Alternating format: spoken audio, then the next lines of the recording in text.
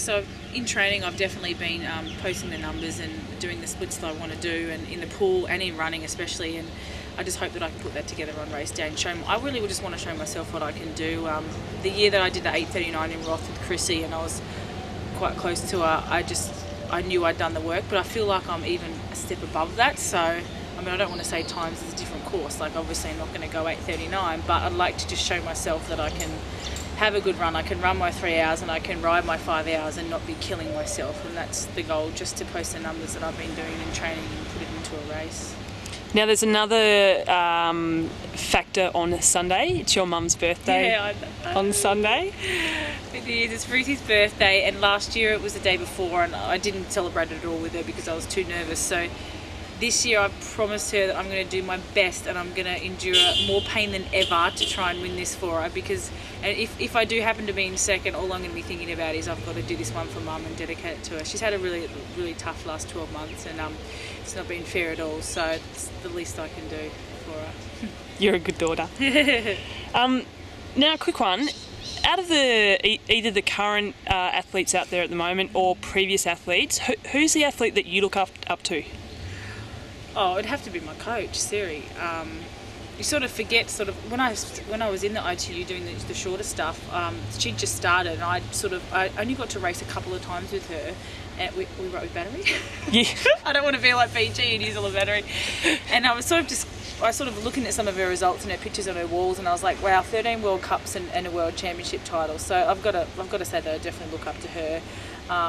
When I was younger, I sort of always looked up to people like Loretta and stuff that I was racing and that were flogging me. But having a coach that's been there and done that and achieved what she did, really coming from no other background than hockey, it sort of shows that, you know, you just got to have the right mindset, just be willing to work really hard. I hope that thing doesn't swerve me on petrified birds. Yeah, so definitely her, and she's been my inspiration. But on Sunday, my mum will definitely be my inspiration. So cool. Yeah. All right, a bit of a left field question. So Lance Armstrong is causing a massive hype here in Australia, even across the world. Who do you think would be the female athlete equivalent to come into Ironman and mix it up, or even just bring a little bit more hype and media exposure to the women's races? I'm trying to think of a female that... See, Chrissy for me would be the equivalent, but she's not. She's already in the sport. She's having a year off. But I was going to say our local, Sally McClellan, but I'm just trying to think of... At the moment, she's definitely got a really high profile here in Australia with her World Championship and hopefully winning Olympic gold.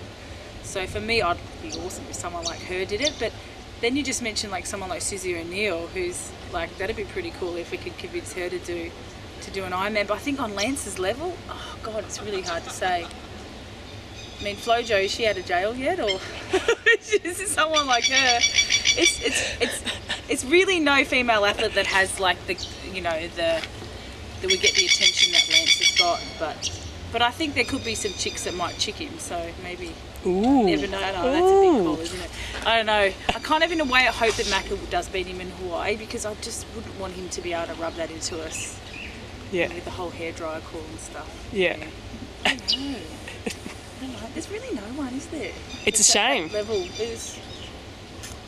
So I've just got to keep growing. Well, Newbie Fraser, but she's already there. See, I said she'd come back and do another Hawaii, but she's already done it. So. Think about it. No. We'll come back Maybe to that Chrissy question. Has to come out of retirement. Yeah. But I don't mind if she doesn't. Do you think she will come back?